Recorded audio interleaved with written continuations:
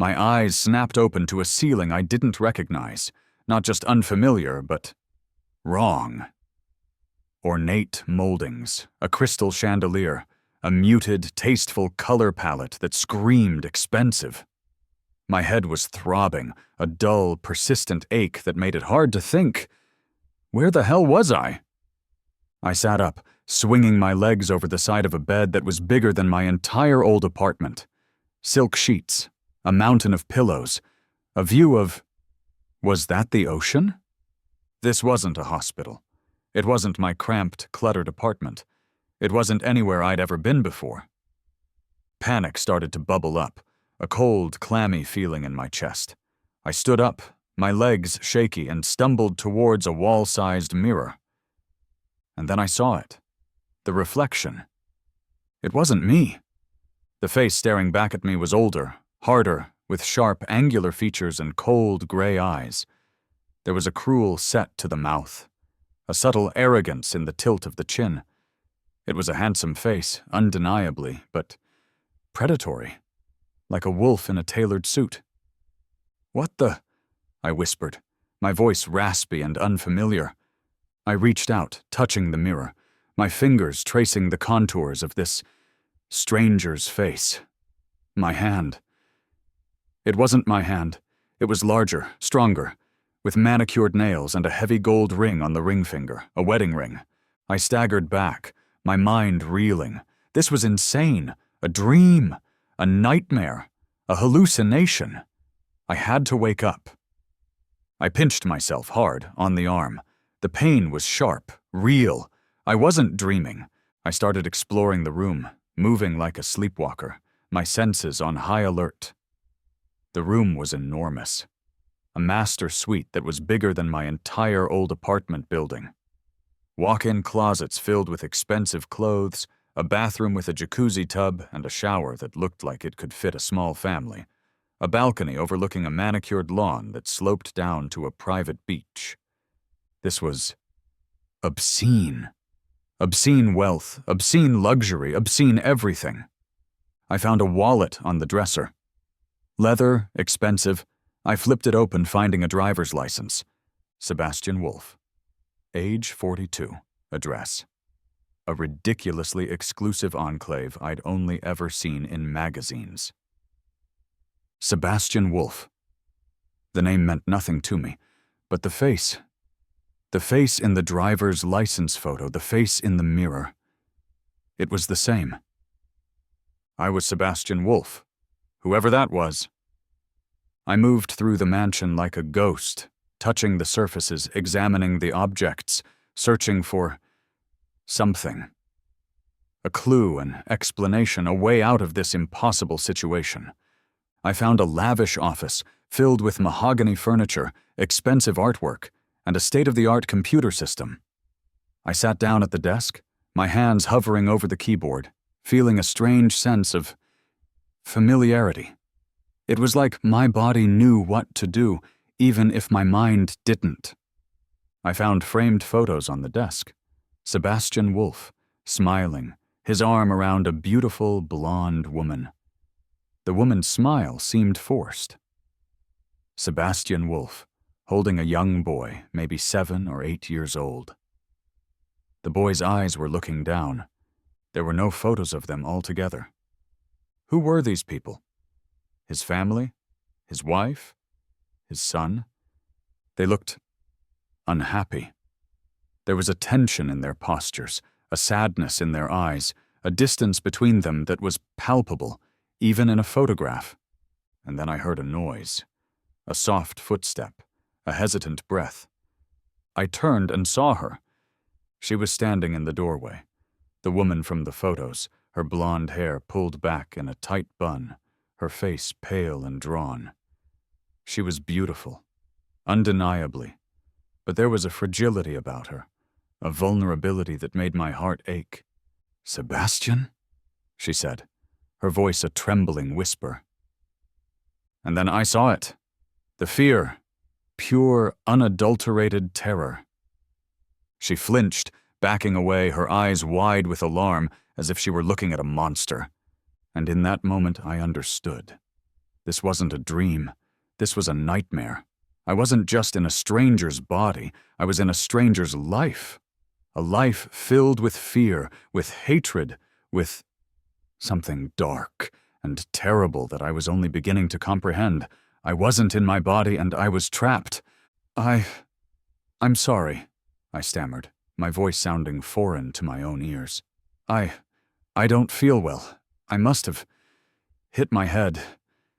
It was a lame excuse, a desperate attempt to explain my confusion, my lack of recognition.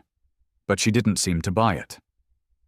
Sebastian, she repeated, her voice shaking.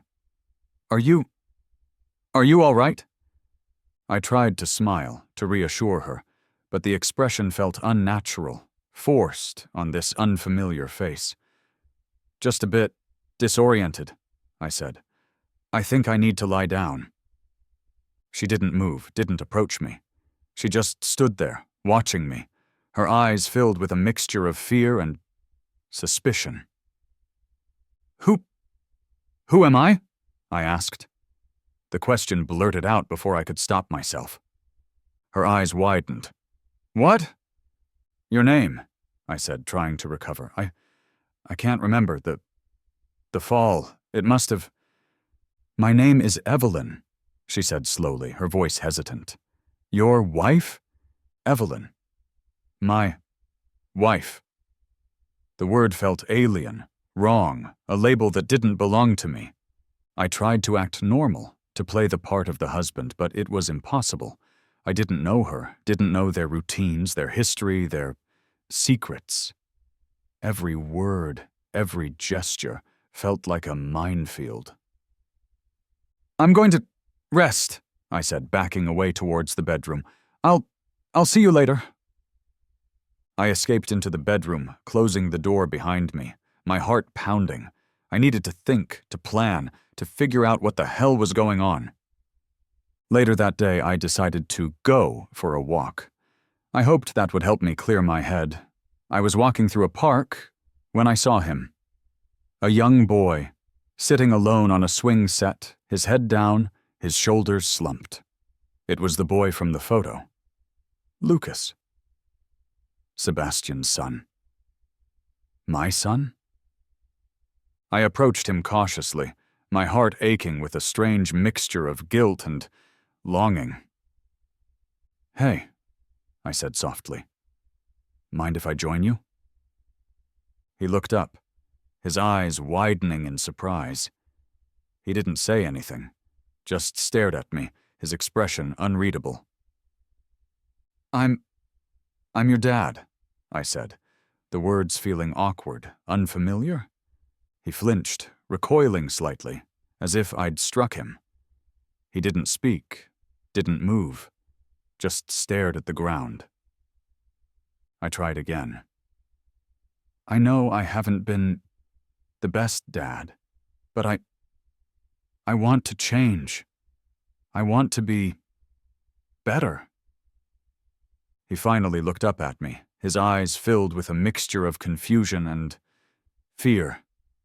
He opened his mouth to speak, then closed it again, shaking his head. I have to go, he mumbled, scrambling off the swing and running away, leaving me standing there, alone, my heart sinking. That evening, I overheard a conversation between Evelyn and the housekeeper, a stern-looking woman named Mrs. Davies. They were in the kitchen, their voices hushed, but I could hear them clearly from the hallway. He's acting strange, Mrs. Davies, Evelyn said, her voice trembling. Different. It's like he's a different person. It's the stress, Mrs. Wolfe, Mrs. Davies replied, her voice soothing. The pressure of the company, the incident. He'll be back to his old self in no time. But what if he's not? Evelyn whispered. What if he's worse? He wouldn't, not to you. He tried to talk to Lucas today. Don't you worry, he won't try anything. Give it time, he'll be back. The incident? What incident? And what did she mean, worse? What had Sebastian done? The conversation confirmed my worst fears. I was trapped in the body of a man who was not only a stranger to me, but a monster to his own family. A man who had abused his power, his wealth, his everything. I was alone. Utterly and completely alone. I had no one to turn to, no one to trust, no one to help me understand what was happening. But I wasn't defeated. Not yet. I was a survivor. I'd survived death, betrayal, and a truck accident. I would survive this. I would figure out what had happened to Sebastian Wolf. I would uncover his secrets, expose his crimes, and, if possible, make amends for the damage he had caused. And then maybe, just maybe, I could find a way back to my own life. Or, if that was impossible, build a new one. A better one. One where I wasn't a monster. I had a chance to start over. I needed to use it. My first foray into Sebastian Wolf's professional life was jarring. Wolf Industries was a behemoth, a financial empire built on ruthless ambition and a complete disregard for ethics. The building itself was a monument to excess, a gleaming glass tower that dominated the city skyline. I took the private elevator to Sebastian's office on the top floor, my stomach churning with a mixture of anxiety and disgust. The receptionist, a young woman with wide, frightened eyes, greeted me with a forced smile. "Good morning, Mr. Wolf," she said, her voice trembling slightly. Your assistant is waiting for you." Assistant. Right. Every tyrant needs a henchman. Or, in this case, a henchwoman. I walked into the office. A vast, opulent space with panoramic city views, a massive mahogany desk, and walls lined with awards and accolades. A woman stood up from behind the desk, her expression carefully neutral. "Mr. Wolf," she said, her voice cool and professional. "It's good to see you back." She was attractive, in a severe, businesslike way. Sharp features, dark hair pulled back in a tight bun, a tailored suit that screamed power, but it was her eyes that caught my attention. They were wary, guarded, filled with a thinly veiled fear? "You must be," I prompted, feigning a memory lapse. "Clara Davies, sir," she replied, her voice hesitant. "Your personal assistant." Clara. Right. I'd have to play this carefully. I couldn't let her or anyone else suspect that I wasn't Sebastian. Not yet. "Of course, Clara," I said, forcing a smile. "Just testing you. Long night. You know how it is." "He's never forgotten my name before. What's going on?" Her thoughts were a jumble of confusion and suspicion. I spent the day trying to navigate the minefield of Sebastian's life. I attended meetings, reviewed documents, signed contracts, all the while pretending to be someone I wasn't, someone I despised. The employees were interesting. Some were openly hostile, their faces tight with resentment, their eyes filled with a barely concealed hatred. Others were obsequious, fawning, their smiles strained, their words dripping with false flattery. "He's going to fire me, I know it. Asterisk. Just smile and nod. Don't make eye contact. I wonder if he remembers what he did to Johnson. Asterisk." Their thoughts were a constant barrage of fear, anxiety, and loathing. It was clear that Sebastian Wolf was not a popular man. He was a tyrant, a bully, a man who ruled his company through intimidation and cruelty. I overheard snippets of conversations, whispers in the hallways, hushed phone calls. They painted a picture of a man who was ruthless, manipulative, and utterly devoid of empathy.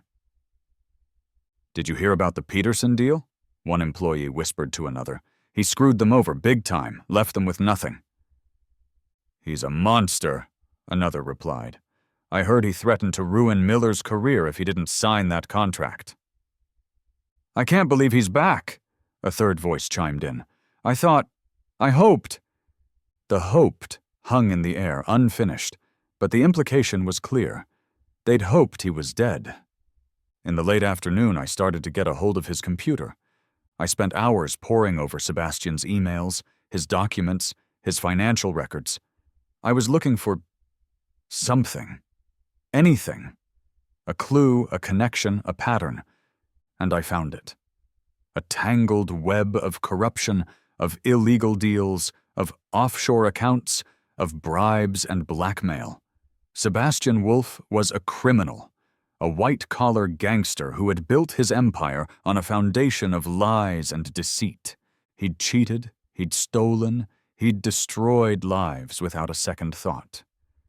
He was a monster, a sociopath, a man who deserved to be brought down. And I, Damien Shaw, the man who had been given a second chance, the man who had inherited this monster's life, was going to be the one to do it. But first I needed a plan. The chasm between the man I was and the man I was pretending to be was vast. I couldn't just leap across it. I had to build a bridge, brick by painstaking brick, knowing that one wrong move could send the whole thing tumbling down. I started small, with Evelyn. One morning I found her in the kitchen, staring out the window, her shoulders slumped, her expression lost in thought. The silence between us had become a tangible thing, a wall of fear and resentment. "Evelyn," I said, my voice soft, hesitant. I wanted to apologize. For everything. For being difficult. It was a pathetic apology, vague and generic, but it was the best I could do. I didn't know the specifics of Sebastian's cruelty, the details of his abuse, but I knew it was there, hanging in the air between us, a suffocating presence. She turned, her eyes narrowed, her expression a mixture of suspicion and disbelief. "Difficult," she repeated, her voice laced with a bitter sarcasm. "Is that what you call it, Sebastian? He's never apologized before. What is he up to?" Her thought was a sharp, painful stab in my mind. "I know it's not enough," I said, my voice sincere. "But I'm trying. I want to be better."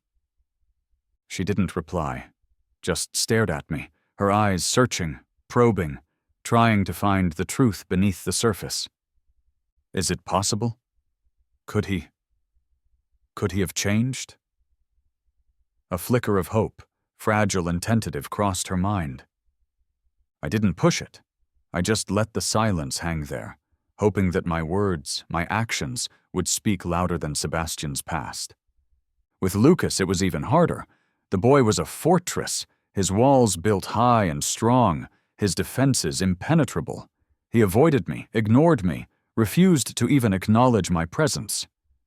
But I was persistent. I tried to engage him, to find a way in. I offered to play his video games, to read him a book, to help him with his homework. He rejected every offer, turning away, his small body stiff with resistance. One afternoon, I found him in his room, surrounded by his toys, his face buried in his hands. He was trying to assemble a model airplane, but he was clearly struggling. "Need some help?" I asked, my voice gentle. He didn't look up, didn't reply. Just kept fumbling with the plastic pieces, his frustration growing. I sat down on the floor next to him. Not too close, not too far. I didn't say anything. Just watched him, waiting for an opening. Finally, he sighed, dropping the pieces in defeat. It's too hard," he mumbled. "Maybe we can do it together?" I suggested, reaching for the instructions. He hesitated, then, reluctantly, nodded. We worked on the model together, slowly, patiently. I showed him how to read the diagrams, how to fit the pieces together, how to apply the decals. He was quiet, focused, but I could sense a shift in his demeanor, a subtle softening of his defenses. He's being nice, he thought, his mind filled with a mixture of confusion and curiosity. He never helped me with anything. It was a small victory, a tiny crack in the wall he'd built around himself. But it was a start. At work, I tried a different approach. I started treating my employees with respect, with kindness, with humanity, something Sebastian had clearly never done. I listened to their concerns, their complaints, their suggestions. I offered praise instead of criticism, encouragement instead of threats. I even started remembering their names, their birthdays, their personal details. The reactions were mixed. Some were grateful, relieved, cautiously optimistic. Others were suspicious, wary, convinced it was all a trick, a prelude to some new form of cruelty. "He's up to something," I heard one employee whisper to another. "He's never been this nice before. It's got to be a trap." "Maybe he's changed," the other replied, her voice hopeful. "Maybe he's finally realized what a jerk he's been." "Don't be naive," the first employee scoffed. "Wolves don't change their stripes." I knew I couldn't change their minds overnight. I had to prove myself to earn their trust, to show them that I wasn't Sebastian Wolf. One day I stumbled upon a list of local charities in Sebastian's desk. He'd circled one in red pen with a note. "Worthless bleeding hearts. Cut off all funding." It was a shelter for abused women and children, a cause that resonated deeply with me, given what I knew about Sebastian's treatment of his own family. I made an anonymous donation, a substantial one, enough to keep the shelter running for years. It was a small act, a drop in the ocean of Sebastian's misdeeds, but it was a start. It was a way of distancing myself from his legacy, of aligning myself with something good, something meaningful. It was a way of saying, I'm not him. To truly undo Sebastian's damage, I needed to understand it. I needed to know the full extent of his cruelty, his corruption, his crimes. I started digging, using my access to Sebastian's files, his contacts, his secrets. I became a detective, investigating my own past, piecing together the fragments of a life that was both alien and terrifyingly familiar. The deeper I dug, the more horrified I became. Sebastian's affairs were numerous and blatant. He'd treated women like disposable objects, discarding them when he grew bored, leaving a trail of broken hearts and shattered lives. His business dealings were even worse. He'd cheated, lied, manipulated, and betrayed his way to the top. He'd destroyed competitors, ruined careers, and amassed a fortune through ruthless, unethical tactics. I found evidence of bribes, blackmail, insider trading, tax evasion. The list was endless. Sebastian Wolf was a criminal, a predator, a man who had used his power and wealth to prey on the vulnerable. One case, in particular, stood out. A small, family-owned business, a restaurant called The Corner Bistro, that Sebastian had systematically destroyed. He'd spread false rumors, sabotaged their supply chain, and ultimately forced them into bankruptcy. The owners, a young couple with 2 small children, had lost everything. Their home, their livelihood, their dreams. I found their contact information, a faded business card tucked away in a file labeled Enemies. I stared at the card, my heart aching with guilt, with shame, with a burning desire to make amends. I decided to help them. Anonymously, of course, I used my, Sebastian's, wealth to set up a trust fund, enough to pay off their debts, to restart their business, to give them a second chance. I didn't expect gratitude or forgiveness. I didn't deserve it. But I needed to do something, anything, to try to balance the scales, to undo some of the harm that Sebastian had caused. As I worked to help this family, I started to feel a shift within myself. A sense of purpose, of direction, of redemption. I was using Sebastian's resources, his power, to do good, to heal, to rebuild. But I also knew that I was walking a tightrope. My actions were attracting attention, drawing scrutiny. Sebastian's enemies, the people he'd wronged, were starting to circle. sensing weakness, smelling blood. I was uncovering their secrets, their vulnerabilities, their weaknesses, and they, in turn, were uncovering mine. Or rather, Sebastian's. The game was on, and I had no idea how it would end. My attempts at being a decent human being were, predictably, not going over smoothly. Like trying to teach a shark to be a vegetarian.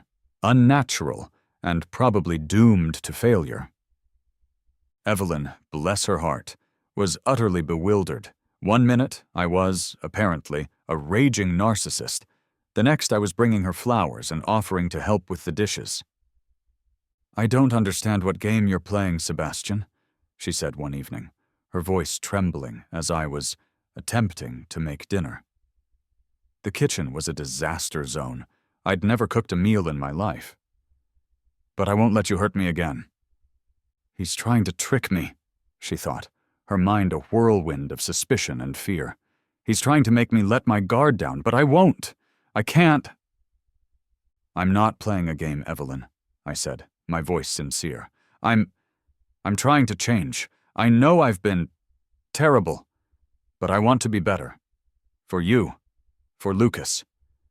She looked at me, her eyes searching, probing, trying to find the lie, the deception, the hidden agenda. But there was none. Only sincerity.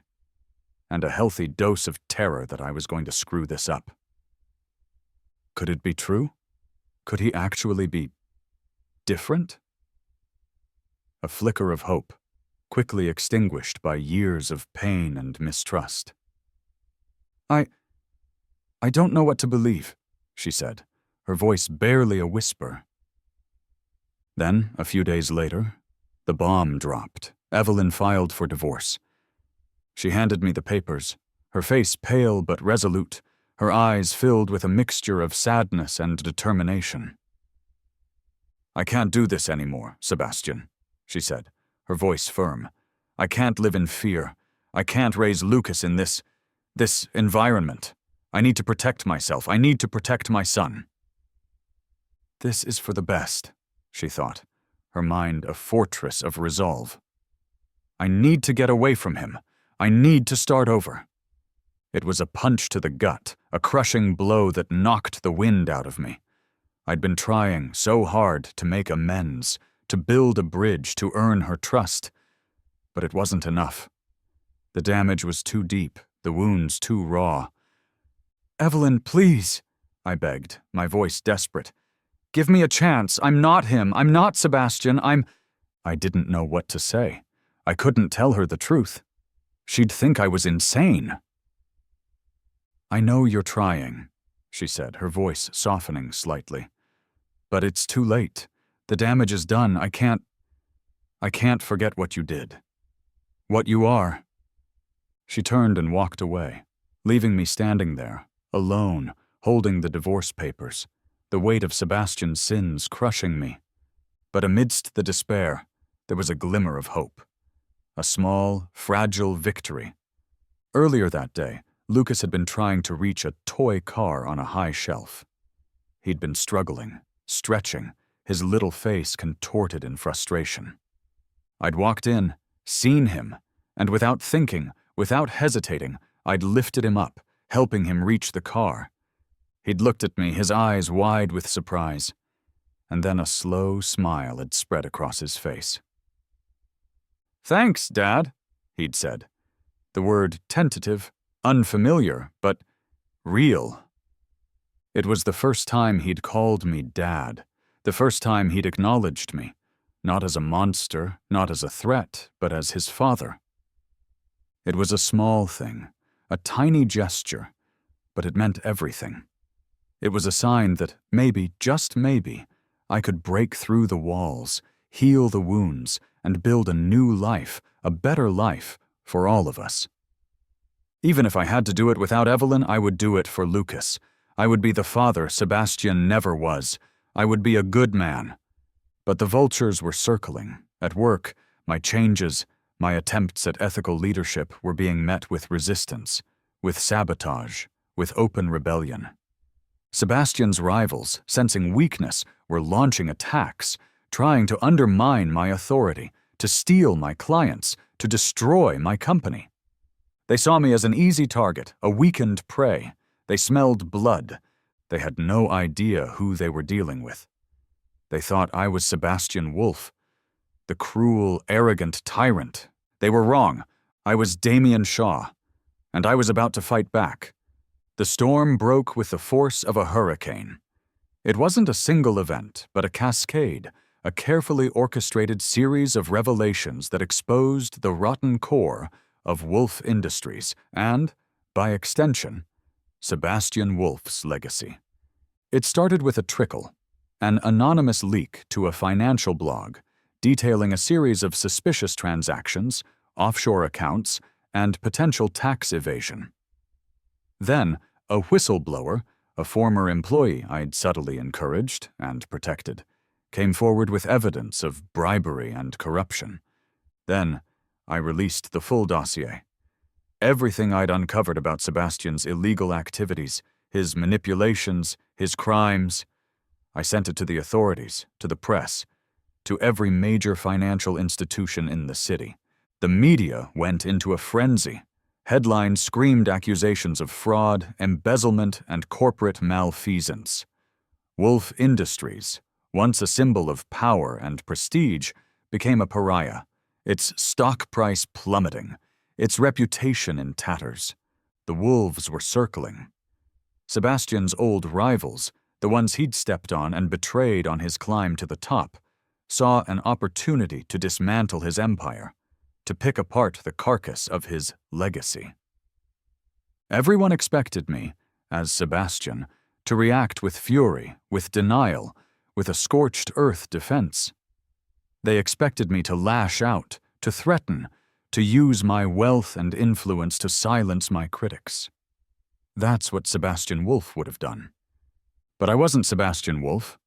I called a press conference. The room was packed, a sea of cameras, microphones, and expectant faces. The air was thick with anticipation, with the scent of blood in the water. "Good morning," I said, my voice calm, steady, projecting an image of control that was in stark contrast to the chaos swirling around me.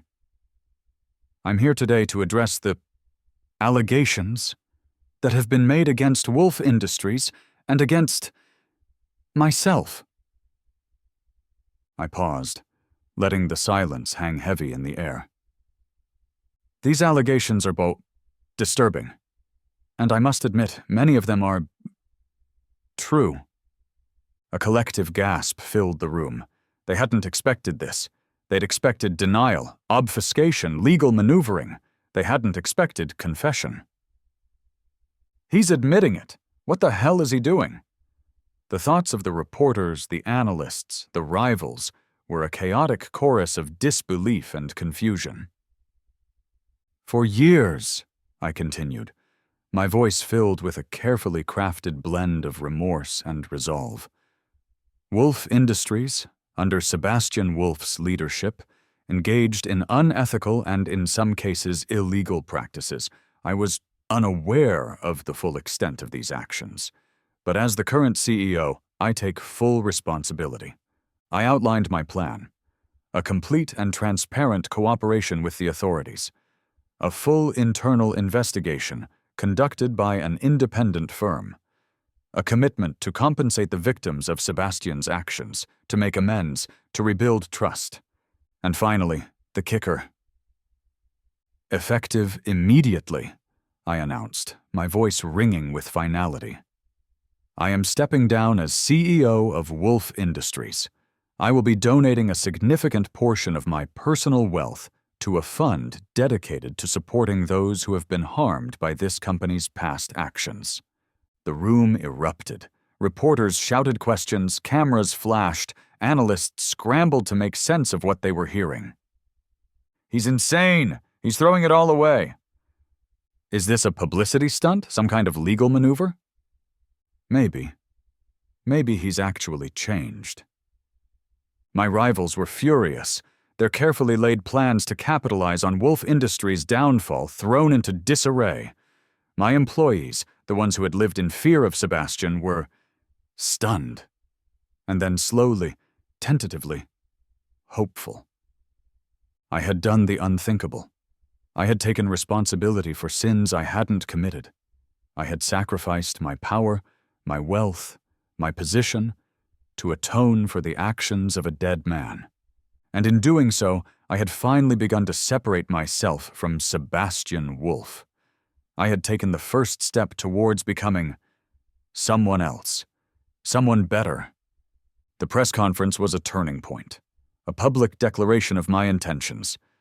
But the real work, the hard work, was rebuilding the shattered trust within my own family. Evelyn was wary. She'd seen my outward transformation, my public acts of contrition, but she still carried the scars of Sebastian's abuse, the deep-seated fear that it was all a facade, a cruel manipulation. "I don't know what to believe anymore, Sebastian," she said, her voice trembling during one of our strained, awkward dinners. "I want to trust you. I want to believe you've changed. But he says all the right things. He acts so differently. But how can I be sure?" Her thoughts were a tangled mess of hope and fear, of longing and suspicion. "I understand," I said, my voice gentle. "I don't expect you to forgive me, to trust me overnight. I know I have a lot to prove." I suggested therapy. Not couples therapy, not yet. Individual therapy for Evelyn, a safe space where she could process her trauma, her pain, her anger, without the pressure of my presence. I think that would be good," she said, her voice hesitant. "For me." And I, in turn, started to open up to her, slowly, carefully. I told her about my struggles, about the constant fear of slipping back into Sebastian's persona, about my determination to be a better man, a better father, a better husband. It wasn't easy. There were setbacks, misunderstandings, moments of doubt and despair, but we kept talking, kept trying, kept connecting. Lucas was the key. He was the bridge between us, the innocent heart that had been caught in the crossfire of our broken relationship. I started spending more time with him, real time, quality time. Not the forced, awkward interactions of Sebastian, but genuine connection. We built Lego castles, played video games. I was terrible, but he found it hilarious. Read bedtime stories and slowly, tentatively, started to talk. One afternoon, we were working on a particularly complex model airplane, a replica of a vintage Spitfire. Lucas was struggling with a particularly fiddly piece, his brow furrowed in concentration. "Here," I said, gently guiding his hand. "Try it like this." He looked up at me, his eyes filled with a hesitant curiosity. How do you know how to do that?" he asked. I used to build models when I was a kid," I replied, a genuine smile spreading across my face. It was a memory from my childhood, from Damien's childhood, a flicker of the man I once was. He nodded, his expression thoughtful. And then he said the word that would change everything. "Thanks, Dad." It was a small word, a simple word, but it hit me with the force of a physical blow. It was the first time he'd called me Dad willingly, without prompting, without fear. It was a sign of trust, of acceptance, of love.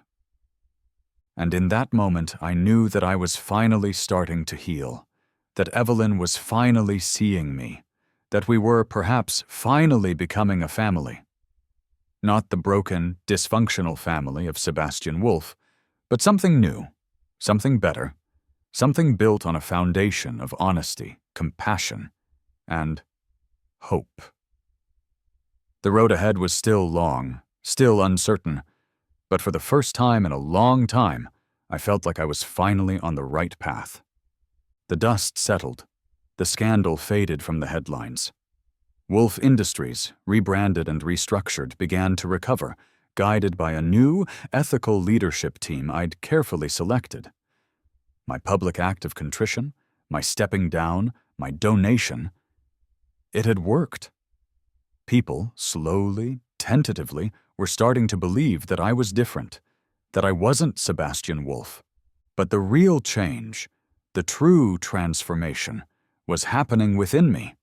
I spent hours alone, reflecting on my journey, on the dizzying path that had led me from a betrayed and murdered scientist to a resurrected billionaire seeking redemption. I thought about Damien Shaw, the man I had been. Ambitious, yes, but also naive, trusting, a little lost. I thought about Sebastian Wolf, the monster whose body I inhabited, the man who had caused so much pain, so much destruction. And I thought about the man I was becoming, the man I wanted to be. I realized that true redemption wasn't about erasing the past. It wasn't about pretending that Sebastian Wolf had never existed. It was about acknowledging the damage, accepting the responsibility, and striving to make amends. It was about learning from the mistakes, both mine and Sebastian's, and using that knowledge to build a better future. It was about becoming the man I was meant to be. I decided to use my wealth, my influence, my second chance to help others. Not in a grand, showy Sebastian Wolf way, but in a quiet, meaningful, impactful way. I established the Phoenix Foundation, a charitable organization dedicated to supporting the victims of corporate greed, to promoting ethical business practices, and to providing opportunities for those who had been marginalized and overlooked.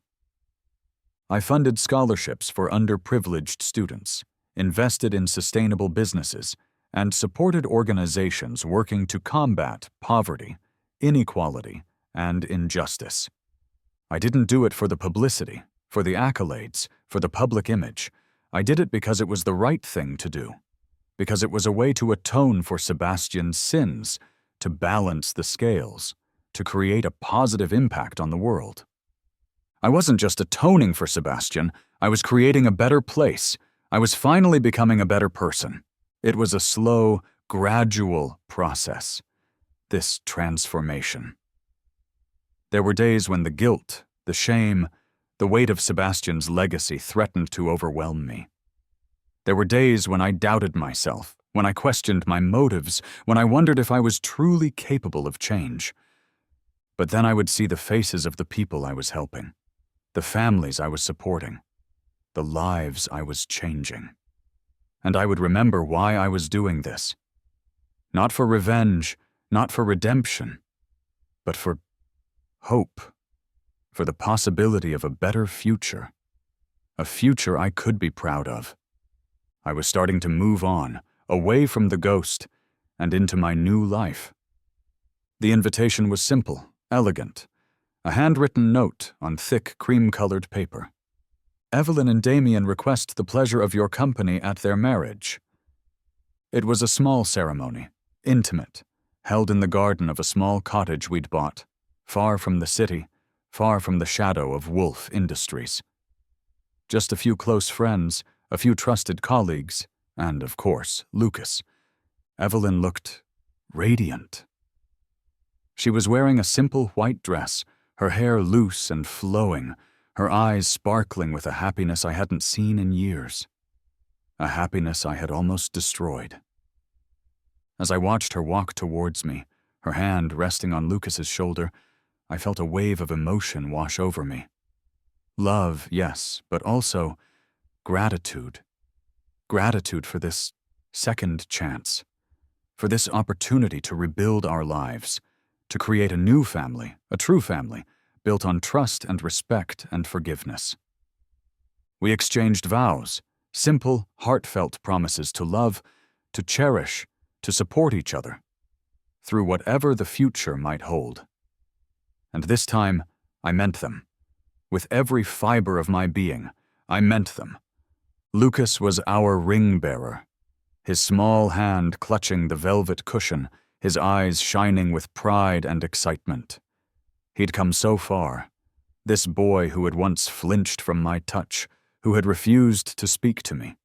He was still quiet, reserved, but he was also happy. He was healing.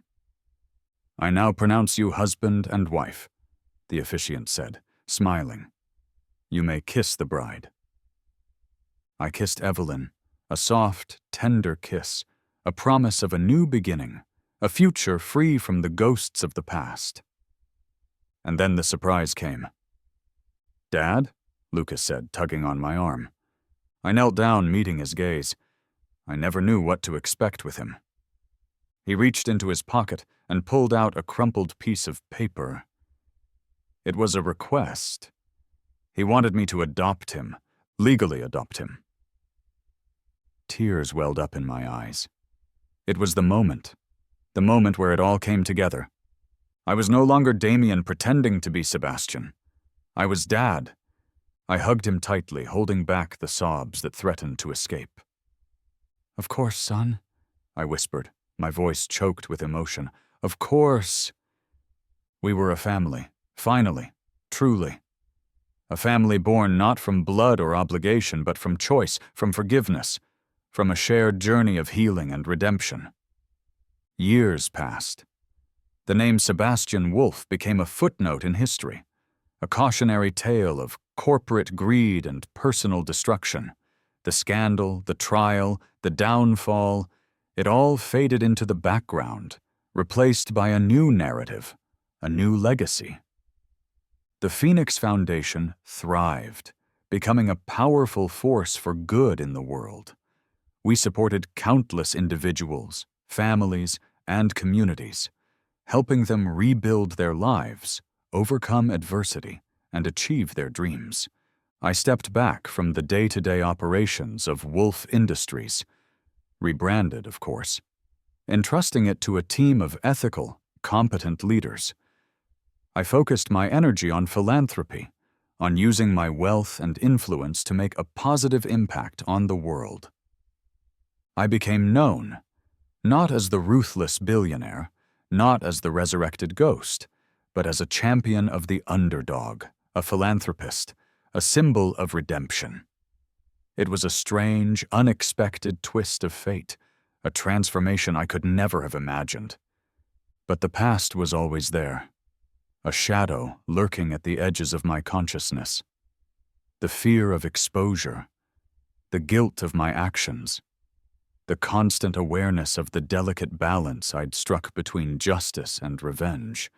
I looked at Evelyn, her hair now streaked with silver, her face lined with the passage of time, but her eyes still shining with that same love, that same unwavering trust.